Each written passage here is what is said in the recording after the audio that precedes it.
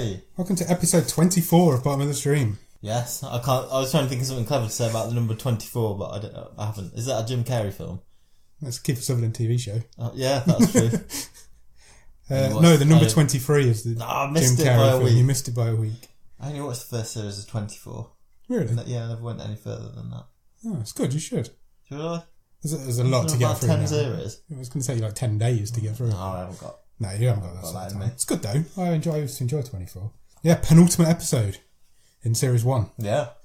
Crazy. How have we got this far? Nearly 6 months. It's mad, isn't it? Yeah, it's crazy. It doesn't feel like that. That's so at much all. fun. Yeah, definitely. Yeah. And we've watched some films. Yeah, some Some really good films and some really awful films. And some other ones in the middle. Yeah. Maybe the worst ones. Anyway, we can talk about that in a couple of weeks. Yeah, so this is the last but one episode of season 1 of Bottom of the Stream. Next week will be the season finale, so make sure you tune in for that. I'll quickly run through the socials so you can keep track of where we are and what we're doing. Twitter is BOTS_podcast. Instagram is also BOTS_podcast. Facebook.com/Bottom of the Stream. Email address, if you want to get in touch and send us an email, is bottomofthestream@gmail.com. And the website is www.bottomofthestream.com, where you will find every episode we've recorded so far and the stream table as it currently stands. Expertly done. Thank you. I'm getting good at it, 24 episodes in. Yep. It's all going to change at some point, but here you go. So, how are you this week? Yeah, very good. Good. Good. Been up to much? Working hard. Yeah. Living hard. Playing harder. I wish. I wanted to talk about a podcast. Ooh. You know, we usually say, what have we been watching this week? Yeah. I've been a bit busy sort of out and about with work and stuff, so I've not done much watching. Yeah. But I have been doing a lot of driving. Right. So it's the best time to listen to a podcast. Yeah, totally. So I've been listening to a drama. Ooh. An audio drama. A drama cast. Which I've not finished yet. Yeah. So people, if you go out and listen to this and it ends terribly, that is my disclaimer. I am only like part way through it. But it's a podcast called The White Vault. The White Vault? What is The White Vault about? And it's kind of a horror type story. And so far, it's got me pretty gripped. Excellent. So basically, it's about it's a geologist and a tech guy and a doctor and a security guy who go out to fix some equipment at a remote outpost in the Arctic, and stuff starts happening to them. Ooh. I won't give too much away, and they find strange things. Sounds good. I might have to add it to my list. And there's, like I say, I'm only part way through, but there's 2 seasons, and I've been really impressed so far. How many episodes? It's got me hooked. 10 in each season. Excellent. How long? One episode? 25 to 40 minutes. Handy. That's a commute. I'll take that. So yeah, check it out. I will check that out. Add that to my list. See what you think. The White Vault. The White Vault. I'll check it out. Excellent. It's blooming warm in here again tonight. Yeah. This boat is hot. It's been a good summer for heat. Yeah, if you not so much for recording sitting podcasts. in podcast recording booths, sweating balls. How about you? You got anything? No. Okay. Not really. Just been living my life as I do. As you do. I've got a bit of a game. Do you want to play that? I've also got a game. You do your game then, and I'll do mine next week. Mine's season finale worth. Oh, sure. Yeah. Mine's connected to this film. Definitely then. We're not doing it any other week, are we? Yeah, we'll postpone mine. Okay. That's a teaser for next week's episode. I'm going to play a game. Alright, I'll see your game and I'll look for you. So, give me a game. What I like your game. Firstly, let's just give a bit of a premise of this film we're looking at this week. Pre-intro premise, I like it. Yeah. So, do you want to... Yeah, Win It All is the film we're looking at this week. It is a comedy, and it's about a man who gets left a duffel bag of stuff by a guy who's about to head to prison. Yeah. He asks him to look after it, and the temptation to look inside it is too much. There's a lot of money in there, and he spends it. Good setup. Yeah, really good setup. Good premise. So, this film is directed by Joe Swanberg. Yeah. Who also co-wrote this film. Yeah. And he co-wrote it with Jake Johnson. Who is the main guy in this film. Who is the main star of this film. And my game is about other actors who wrote or co-wrote films. Okay. And I'm calling it Writer or bullshiter? Oh, I like it. So I get to make another poster. I like making them on Twitter. I've got 5 people. Yep. And 5 films. Okay. So this is basically a true or false game. Okay. I will give you the person in the film, and you tell me, yes, they are its writer. Yeah. Or no, they're a bullshiter. So have you made them up? They haven't claimed that they've written this film, and they haven't. There are some truths, and there may be some bullshit. Yeah. Okay. Which may or may not be made up. Okay, hit me. I'm excited. So I've got 5, cool. As in the traditional. I'm good with these games. I'm 2 for 2 on your game so far, I think. Okay. So, you ready? Yeah. You're sweating already. I'm so nervous. Hot. So hot. First. Yeah. Person. J.J. Abrams. Okay. I know him. Movie. Armageddon. Oh, that's pre-Abraham, surely. No, bullshit. Incorrect. Really? He has a writing credit. Wow. I thought he just kind of appeared when... I don't know. I just assume he appeared when Lost appeared, but I know he did stuff before that. 1-0 to me. Yeah, 1-0 to you. Okay, you ready for another one? Yep, go for it. Person, Ben Affleck. Okay, I know him. Film, Jurassic Park 3. No way. Real? No, not having it. Bullshit. Come on, he wrote Good Will Hunting. I'm sure he can knock out, no. or at least part of a Jurassic Park film. No, I think I'd know if he did that. You're right. Yes. It's bullshit. Yeah, Jurassic Park's my boys. 1-1. Thank you. Where did you come up with Ben Affleck and Jurassic Park from? That's so random. I thought it might throw you. Go on. It has thrown you. Right, next one. Person, James Gunn. Okay, yeah. So famous for Guardians of the Galaxy, Sliver, movie. Scooby-Doo 2, Monsters Unleashed. Yeah. I'll give him that one. Correct. Yeah. He was the writer. Wow. 2-1 to you. Excellent. Next one. Go on. M. Night Shyamalan. Hates that man with a living passion. Yeah. Movie. It's got to be shit, otherwise he didn't write it. Stuart Little. No. Stuart Little's a great film. He did not write it. M. Night Shyamalan has a writing credit on No Stuart way. Little. But there's not a crazy unnecessary twist in Stuart Little. Oh, it turns out he's not really a mouse. There you go. 2-2. Man. Right, 2-2. Right, this is crunch time then. Okay. Last one. Steve Guttenberg is the person. Okay. The movie is The Hangover. Wow. I can see it, but I'm not sure. It seems a bit random that you would make it up. Yeah, I would say yes, he did. Steve Guttenberg did not have a writing credit on The Hangover. Damn it. So who won? You won. Bullshit. Yes, 3. You got 3 wrong, 2 right. Damn it. That's my first loss in one of your games, I think. Close. Good effort. That was good. I enjoyed that. Good effort. Anyway, we should probably... Win it all. Let's start talking about Win It All.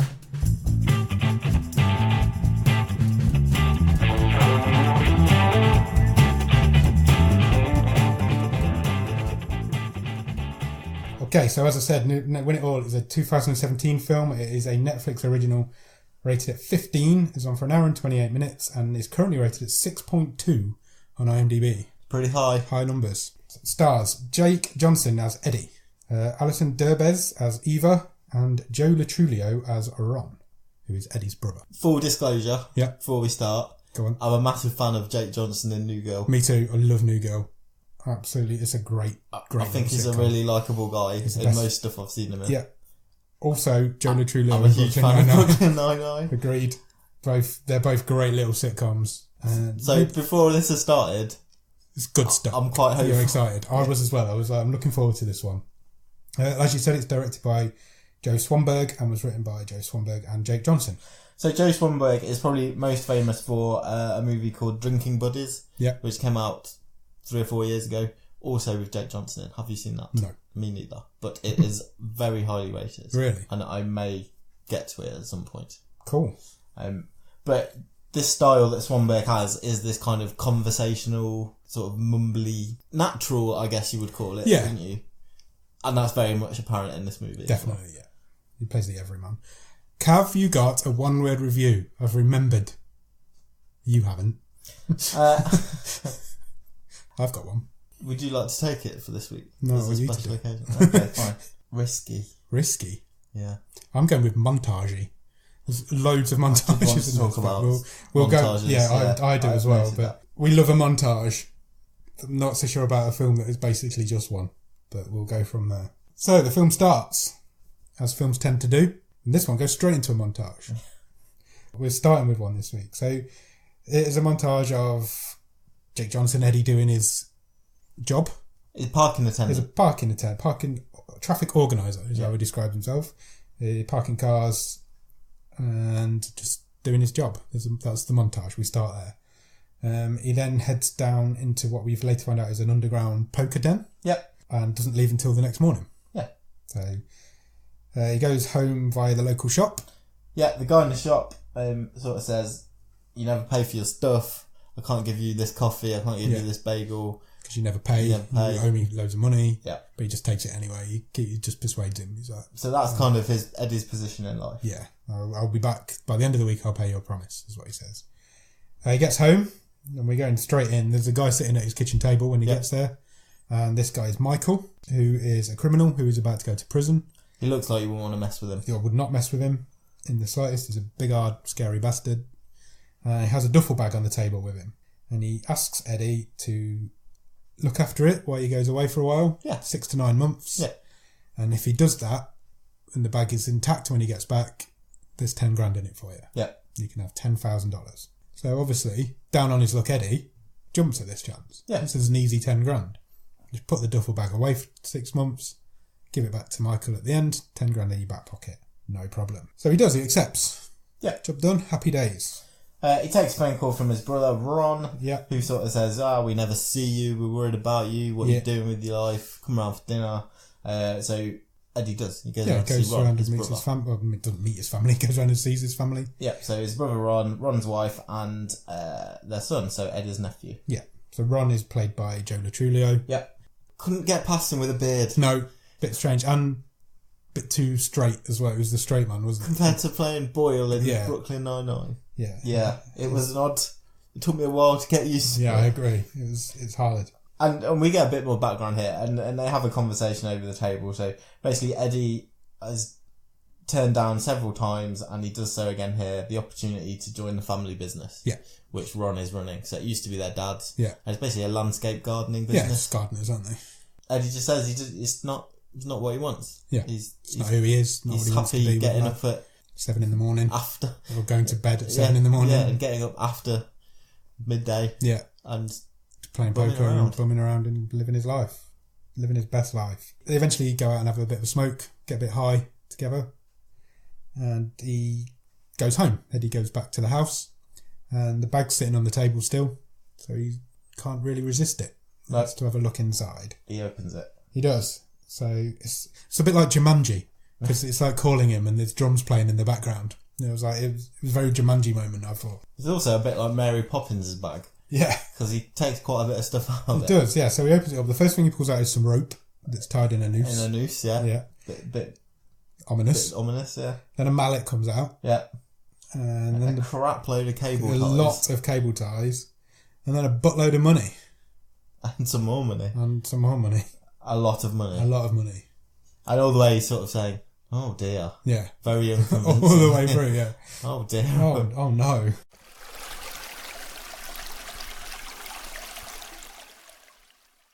So the next scene, we see him with his sponsor, because he's obviously a gambling addict. Yeah. Because of these poker dens he goes to. And he's come up with a plan. So his sponsor's played by Keegan-Michael Key. Yeah. Who you may famously know from the comedy duo Key and Peele. Yeah. Did you ever watch Fargo, the TV series? Yeah, I watched the first series. Yeah, they were both in that. They were really good. They were good in that. Yeah, so Jordan Peele's done a little bit better than him, I would have thought. They both pop up and stuff. Yeah, yeah, obviously Jordan Peele is turned into a famous of the moment. Director, yeah. Hollywood's darling at the minute, isn't it? Yeah. So they meet in the diner. Yeah. And he's come up with a plan. Eddie's got this plan. Yeah, and he tells Gene what it is. Yeah. So Eddie essentially wants to take $500 only. Yeah. From the bag. Gamble it. Whatever he wins. Win enough to make some money. Yeah. And then replace the $500. Put the $500 back, keeping the profit. Gene tries to talk him out of it venomously. Adamant, because he's his sponsor for gambling addicts. He's got to talk him out of it. And Eddie eventually, very unconvincingly, agrees to not touch it. Correct. Obviously he does. He instantly goes home. And the very next scene, yeah, you get a little caption on the screen. Yeah. It says minus $500. It does. So this happens all the way through. It keeps track of where his money stands.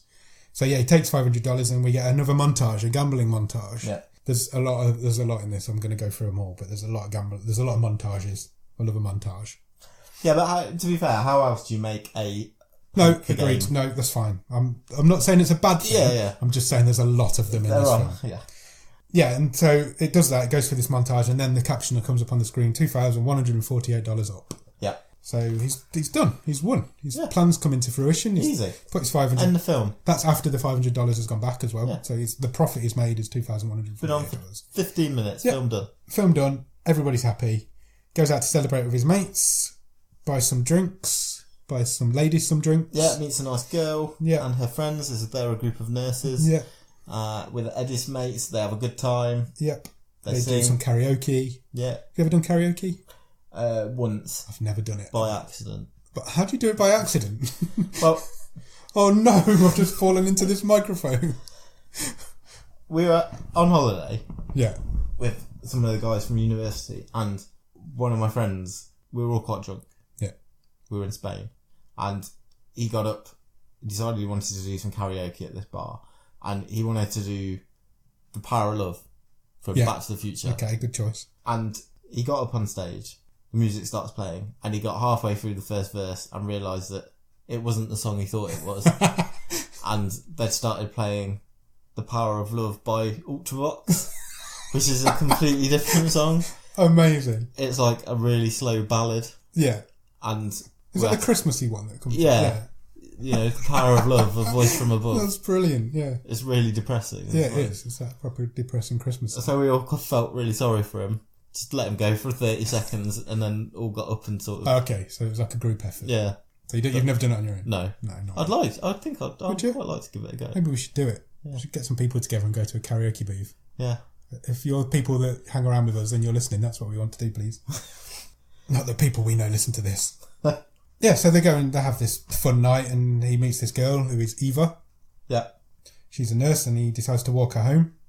And he does. It's sweet, isn't it? Yeah, he does. There's no connotations to it. He just walks her to her door. Doesn't even go up the garden path. Just leaves. They have They have a really sweet conversation about, because they want to see each other again. They're about to swap telephone numbers, and he sort of says, "Oh, just look, I'll see you. I'd really like to see you again, but please it's got to be lunch or later. Yeah, I don't do mornings. Yeah, because she's a nurse. And then she says, well, actually, morning's the only time I can do. Really, I'm on shift. Yeah, so they agreed to go for breakfast. It was quite sweet. It was. Yeah. They agreed to go to breakfast at 7:30 in the morning. Yeah, so he likes her that much. He's willing prepared to get up in the morning. Yeah. The caption again comes up on the screen after that night out, and it says up $1,795. So he spent a bit of money on that night out. Yeah, $200-ish. Fine, still up. Still up, doesn't matter. Not a problem. And then he goes horse racing. Yeah, well, to the stables. Yeah, he goes heads to the tips. Talks to the stable boys, as all good gamblers do. Finds out which horses are going to win. He has some good wins to start with. Yeah. And then suddenly... It's another gambling montage. It's a horse racing gambling montage. But then suddenly he starts losing. Yeah. And, horse racing montage written here on the script. Script?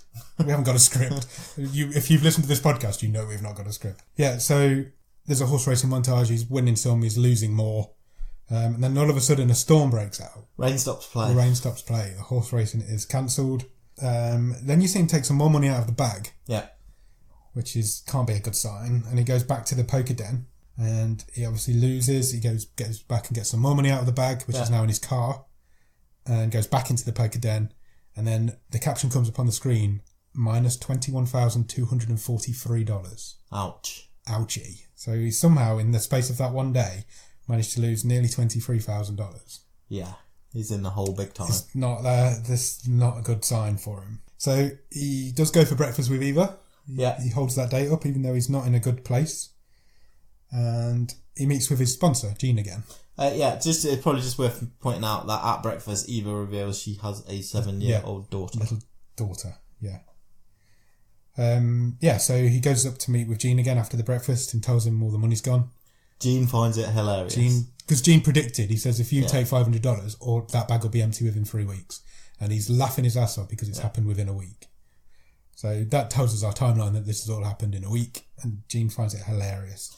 He does say to Jean, look, I am at rock bottom. This is rock bottom for me. I don't know what I'm going to do. I want to start coming back to the gamblers anonymous meetings. I'm going to get a job. I need help. I'm going to sort myself out. Yeah, he's literally at rock bottom, or he thinks he's at rock bottom. So he goes to see his brother after he's spoken to Jean. Tells him that he's in debt. He's in the hole for 21 grand. Yeah.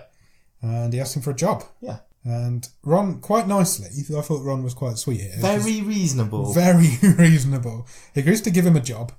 The job will be 7 days a week for 6 months. Long days. Long days. Long nights. I find a old dark tower there. Yeah, no screw-ups allowed. If he does that, and he pays off all of his wages off the debt as much as he can, Ron will pay off the rest of it at the end of the 6 months. Yeah. Which is perfect, because that's when the guy's getting out of prison. That's going to work out fine. All he's got to do is stick to this job for 6 months. Yeah. The problem goes away. Then you get a gardening montage. A gardening montage. Gardening montage. He goes to a meeting, goes to an AA meeting. No, Gamblers Anonymous meeting. Yeah. GA meeting. Yeah. Goes bowling with Eva. Yeah. He's getting his life on track.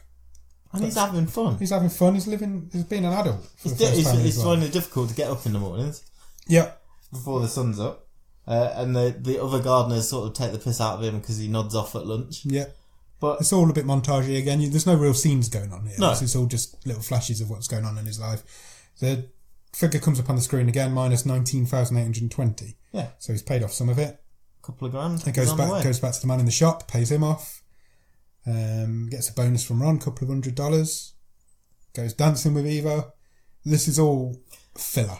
Do you know what I like though? There was some nice touches in this. I really like the soundtrack in this movie. Yeah, it's got a good soundtrack. When he goes back to the guy in the corner shop, did you notice what song was playing? No. So it was My Name Is by Eminem. Oh, was it? And he walks into the shop and he picks up the coffee or whatever, and he gives the guy the money, and the shopkeep gives him a hug. Yeah. And he says, "Oh, thank you, John," or whatever.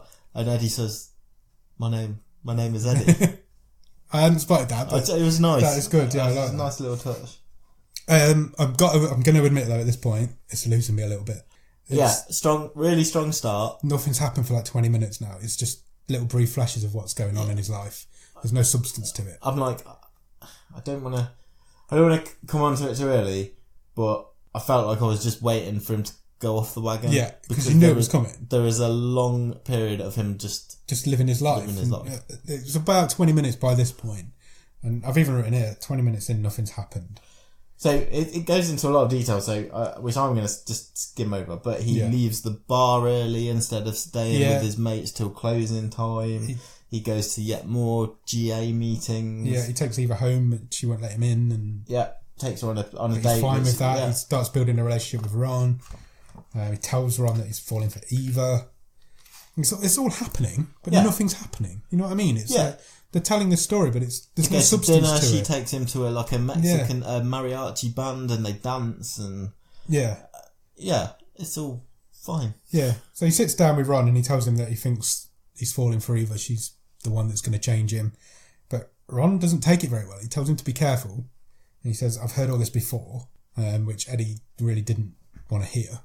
He's like, this is genuine, but Ron doesn't believe it because obviously he's heard it before.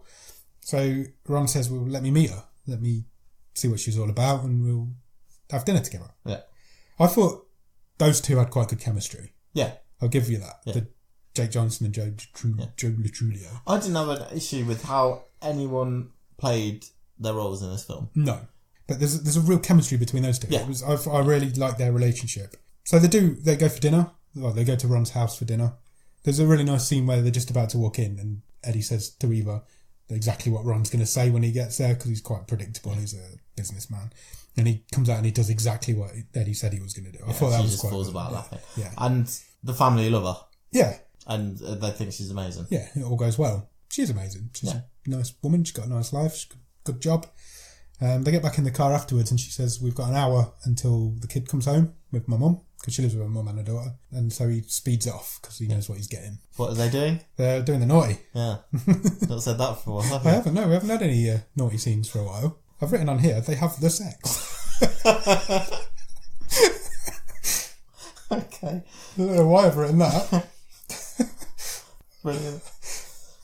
But he doesn't stay. He wakes up the next morning in his own bed. Yeah. Because he has about 20 alarm clocks 20 alarm clocks going off to get him out of bed because he's not used to getting up in the mornings for work. And his phone's going. And his phone's ringing. Yeah. It's not just the alarm, it's actually ringing. And he's got a call, one of these automated voices comes on saying you have a collect call from a prison. And it is Michael. Yeah. And he's getting out. He's getting out in a week. Yeah, good behaviour. So he hasn't got 6 months anymore. No. He's got 8 days. He's got 8 days and shit is about to hit the fan. So he goes to see Ron. Yeah, he's panicking. Eddie is panicking. Yeah. He blatantly outright asks Ron for the money. Yeah.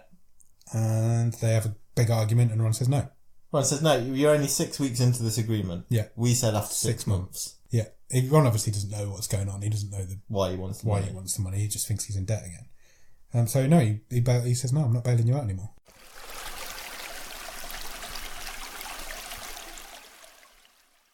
Then he has a bit of a get-together with his friends. So this is quite funny. So they're trying to throw around ideas of how he can make... Yeah, they're not really taking it seriously. No. They're just having a laugh with it. So they suggest he could fake his own death and get out of town. One of them suggests take up drug dealing. Yeah, start dealing cocaine.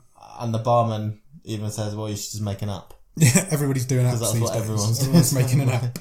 So he just gets out. He just gets up and walks out. Yeah. He leaves all his mates because they're not taking him seriously. He's in real shit. I think the barman even gets, when pushed, the barman gets a bit more detail because he's like, well, you're a gardener, why don't you just make a tree app?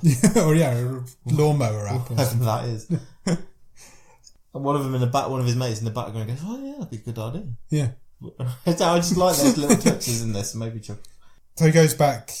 He's drunk. Really drunk. Yeah, he goes to see Jean in the middle of the night.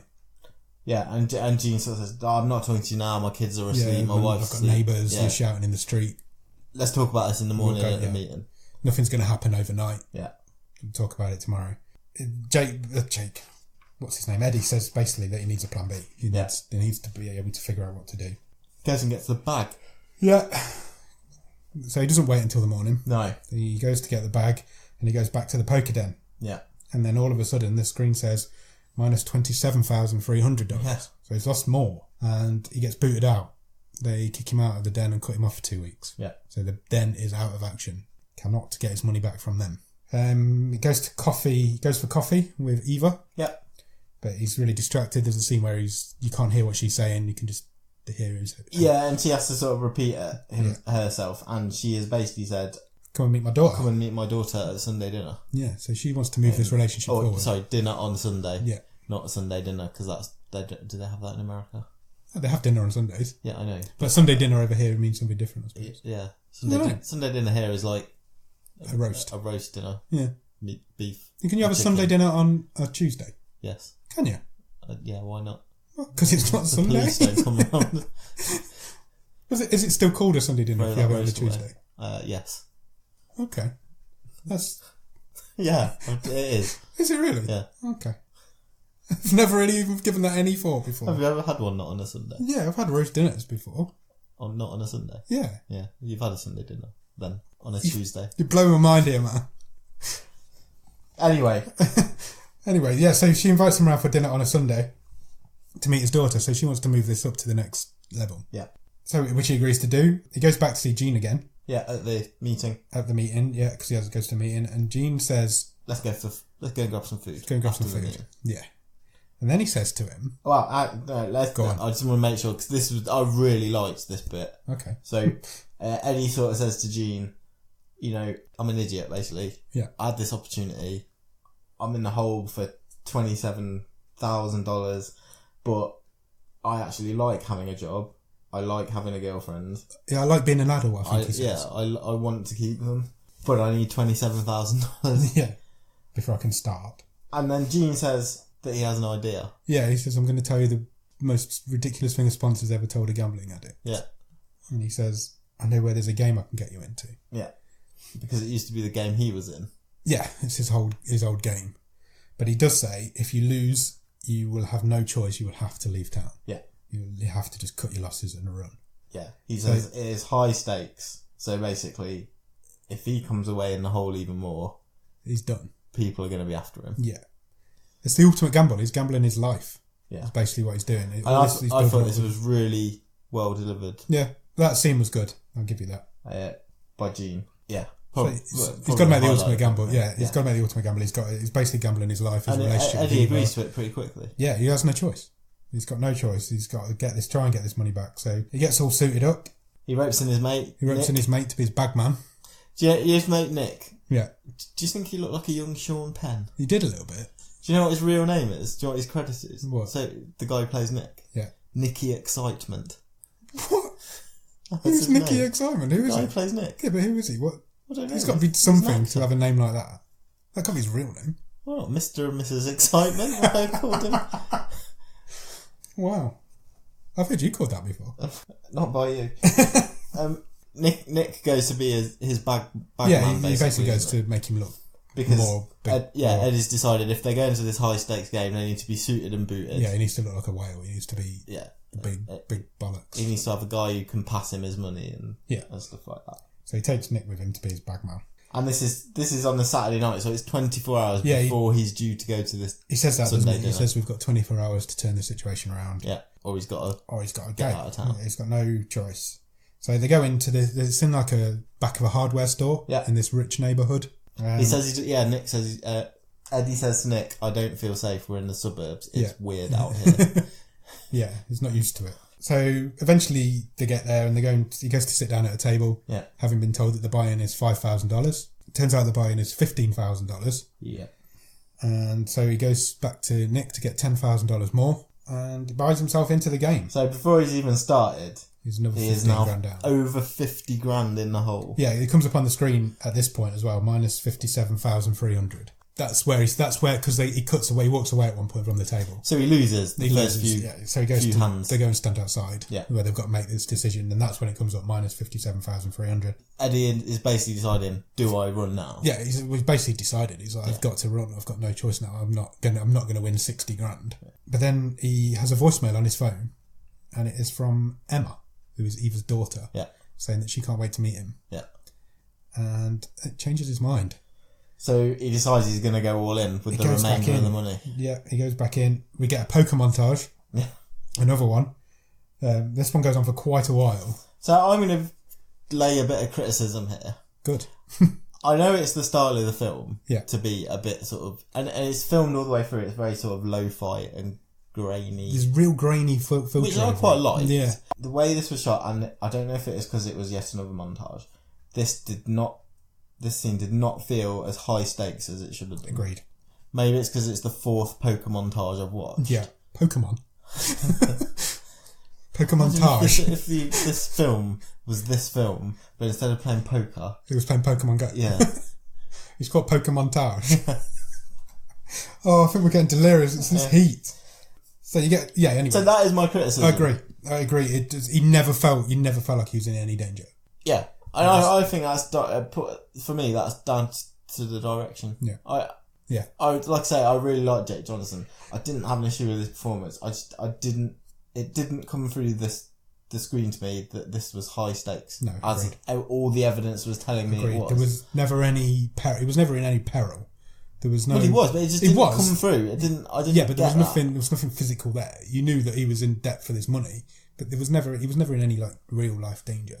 He even says he could just run away. Do you think we should have had more scenes substance from the guy in prison, or possibly, or his heavies, or possibly? I don't know. Yeah, there was something missing there, and big style. You never felt like he was in any sort of danger, and you knew it was going to go one way or the other at the end. There was nothing to it. There was no. I didn't know which way it was going to go. No, but you knew it was going to go one of two ways. But I felt that whichever way it had gone, whether he made it back or he had to leave town, I didn't feel like I cared enough. Yeah, agreed.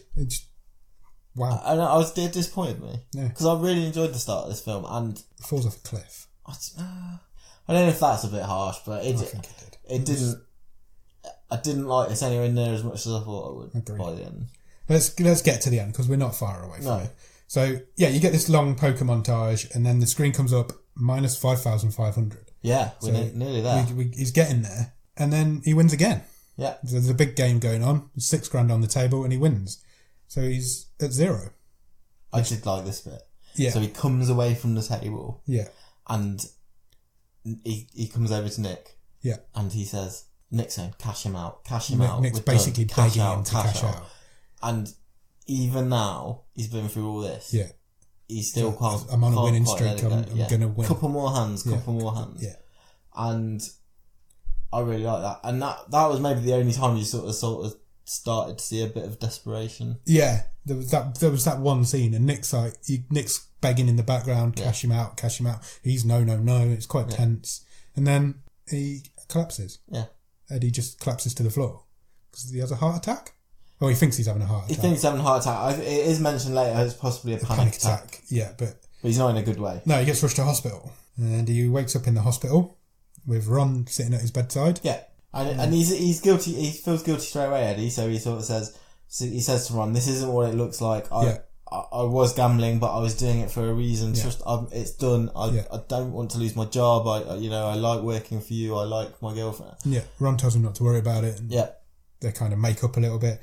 Then Eddie realises... Eddie asks what time it is. Yeah. So he kind of realises that he's going to be late for this dinner. It's 6:30 on Sunday night. Yeah. He's got half an hour to get to dinner. Yeah. So Ron agrees to take him. He'll get him out of hospital. And they get there. He turns up, he's 45 minutes late. Yeah. So not good. Eva's shouting at him through the door. There's all sorts of chaos going on there. He tells her he had a heart attack. Yeah. Which she believes, even though it was that He doesn't really know. He doesn't know, but that's what he tells her, and she believes him straight away. Yeah, but he's still got the hospital band around his wrist. He's had a heart attack that day. You're not going to be there that night. Well, he says, doesn't he? I've got to go back for tests and blah blah blah. But I basically talked my way out. That's how he convinces her to let him in to meet the family, and he meets the family. He meets Emma. It's really sweet. Yeah, and the film ends. Meets Mum. And the film just ends. Yeah, just there, just stops. And the credits roll as they're settling down for dinner. Yeah. Did you watch a little bit more? Yeah. Good. I'm paranoid now that you'll miss. So am I, and that's why I watch credits now until the trailer for the next thing comes on. Yeah. Netflix cuts them off. Yeah. So there is a post-credit scene of Michael and one of his goons who's out of prison now counting the money, and they've counted it a couple of times, and he's £400 over. Yeah. So gambling's a good thing. That works. And Michael says to his guy, "Well, count it again. Why are we $400? Yeah, how can we be $400 over?" But then it cuts. Which was a nice little. It needed it. It palate cleanser. It needed it because it needed an ending because it didn't get one. So I sense I didn't leave this film in a good place. Okay. Because I did not enjoy that ending. It felt really abrupt that it just cut there for me. I didn't mind that. It ended there. I didn't because you weren't going to get a resolution other than this relationship is a work in progress between them. It wasn't that though. I wanted to know what happened with the money, and I know I got that in that post-credit scene, but I wanted more of that. Okay. I was happy with how their relationship ended, or him and Eva and Eddie. My main gripe with this film is that it's considered as a comedy. It has got two great comedy actors in it, and it's not funny. It's not a comedy film. I would say it's more. It's going for more sweet than laugh out loud. There's no jokes in it. Not really. When you see those two guys on a cast list, just from who they are, you're gonna think I'm gonna get a silly comedy. Yeah, that's exactly what I thought I was getting. Yeah, it's not that, and I didn't get that. And so why cast people like that if you're not going to do that sort of thing? But the humour is in the relationships, isn't it? It's in the. I didn't get any humour out of it. I'm not. I've got to try and defend it a bit. I didn't think. I didn't hate it. What I'm saying is, the humour's in what they're going for is the humour being in the relationship. So it's when Eddie is talking to his mates in the pub. It's trying to do that sort of. These are just normal everyday people talking about normal everyday things. Do you think this film's a comedy more than anything else?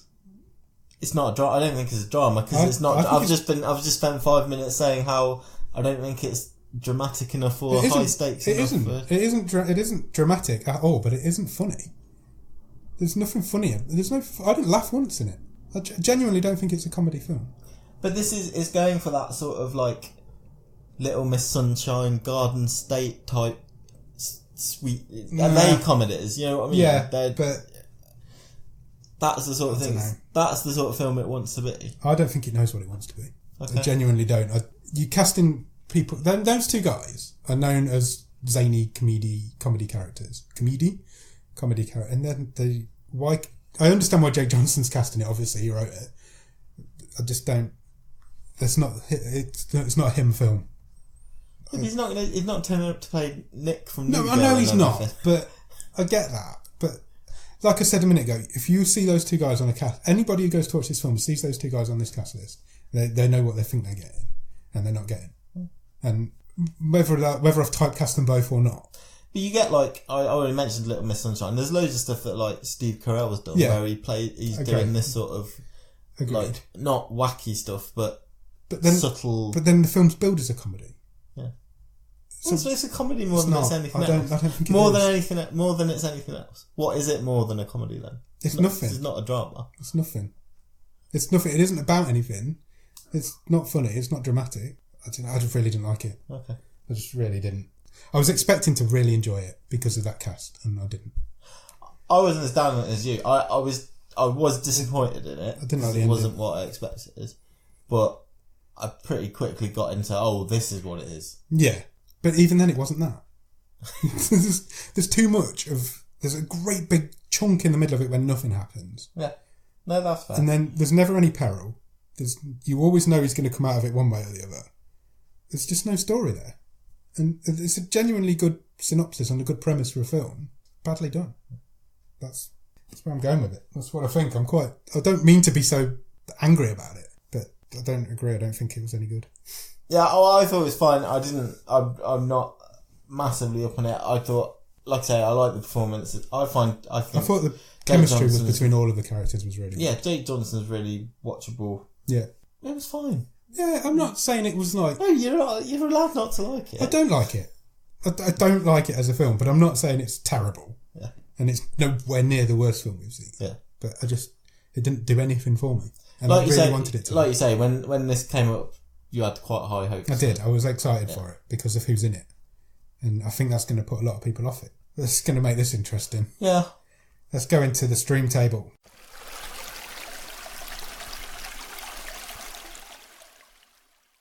It's the last but one film that's going in this stream table. Yeah. So, where's it going? I think we're going to be miles apart on this.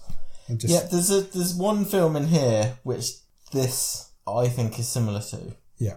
And in hindsight, we'll talk about this more in a couple of weeks, I think we may have rated it a bit highly. Okay. And I think I know what you mean. Are we talking when we first met? No. Oh, okay. What are you talking about? Higher than that. Oh. I thought this was similar to going way back. I Think We're Alone Now, the Peter Dinklage. Okay. In that it had that similar sort of vibe. Sort of lo-fi. Low man. Not too much was happening. Yeah. So I'd be tempted to put it around there, but I didn't enjoy it more than Don't Kill It, which is the next one down. So I'd be tempted to put this 11th. After Don't Kill It? Yeah. Oh, wow. I want to put this in 14th. Right, okay. Because, yeah, I do. I think Wish Upon... I know you really didn't like Wish Upon. No. But I think it's better than that. Okay. I think Wish Upon has more of a story to it. It's not a good film, don't get me wrong. It's just, Bottom of the World is above Wish Upon is better. When We First Met is definitely better, because they're very similar films. It's Netflix original, family-friendly comedy. Yeah, they're two comedies. Don't Kill It is definitely better. They're two comedies that are nothing like each other. Yeah, they are, yeah. Right, I will give you a counter offer. Okay. Don't Kill It is definitely better. It has to go below Don't Kill It. Yeah, fine. I'm not having it that this is worse than Wish Upon. Wow. But I would drop it down to just above that. So you're willing to go to... So I would give up 3 places. Okay, well, I'm going to have to accept that, aren't I? So it goes between... Because I really didn't like Wish Upon. No, you didn't. So it goes between Bottom of the World and Wish Upon. Yeah. I'd 13th. I would concede a couple of places to it for it. Okay. So it was 13th. halfway down the list. Yeah. I think that's fair. I mean, fair. I'd like it to be slightly lower, but we're going to have to come to... This is why we're changing. This is why we're ending the stream table, because it's too difficult. It's too long. It's too long. There's too many films in it. It's just about manageable. Yeah. Okay, so we're putting it in 13th. Yeah? Yes. Yes. Just below... Between Bottom of the World and Wish Upon. Yeah. I think that's fair. I genuinely do. Okay. Deal. You're not happy. I can see your anger. No, that's fine. I'd have had it a couple higher, but this is more of a me film than a you film. Yeah. It is. Yeah, it is. Which is disappointing because I don't do comedies like you say, but there are certain people in comedy that I enjoy. Yeah. And I would say both of those people are people I enjoy. But they weren't funny. But it was a bit below what I was hoping. I was hoping it'd be a lot higher. Okay, so 13th. Yeah. Which leaves us with one last job. Yeah. We have to pick the final film of season 1. Yeah. Because next week is the finale. Are we ready? Yeah, let's do it. Okie dokie. I'm going to make the noise. Oh, it's exciting. It's the last one. Yeah. It's the last one of season 1. We're going into the difficult second season. We don't turn out like heroes. Oh, that was a terrible second season. Garbage. Right. Here is the noise for your final film of season 1 of Bottom of the Stream. The Lazarus Effect. I have no idea what that is. Nor do I. Let's have a look. I'm Googling. Okay, The Lazarus Effect is a 2015 film. It's a 15. It's on for an hour and 23 minutes. And is a horror mystery sci-fi film. Okay. According to IMDb. Spread that net wide. The synopsis says a group of medical researchers discover a way to bring dead patients back to life. Okay. Interesting. Do you want to watch the trailer? Yeah.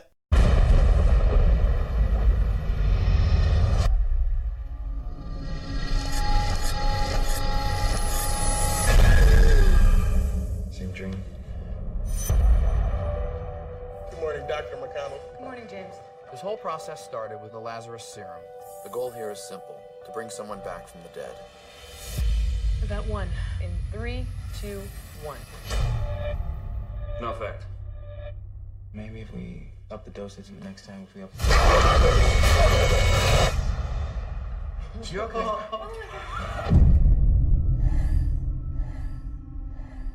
You are playing God with a bunch of dead animals. If we're going to be asking big questions, we have to be ready for the answers.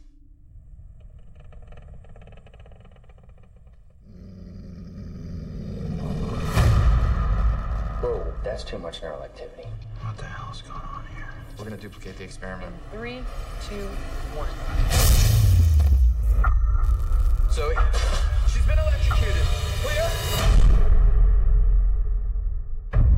I'm not gonna lose her. You're talking about bringing someone back from the dead. No.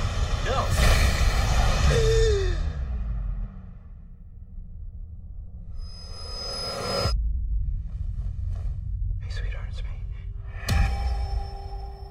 Did I just die? You okay? I think something's wrong. You've just been through a traumatic experience. You need to let your body heal. What? It's not Zoe in there. I went somewhere. That was a dream. It was hell.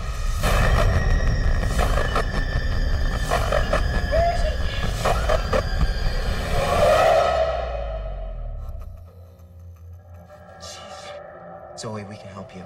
It's too late for that. You have no idea what you've done. But you will.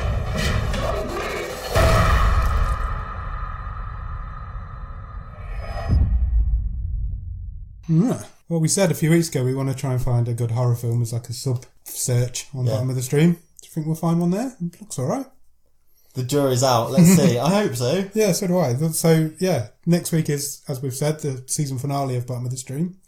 So make sure you tune in and see how this whole stream table ends up. Cheers. Thanks. Bye.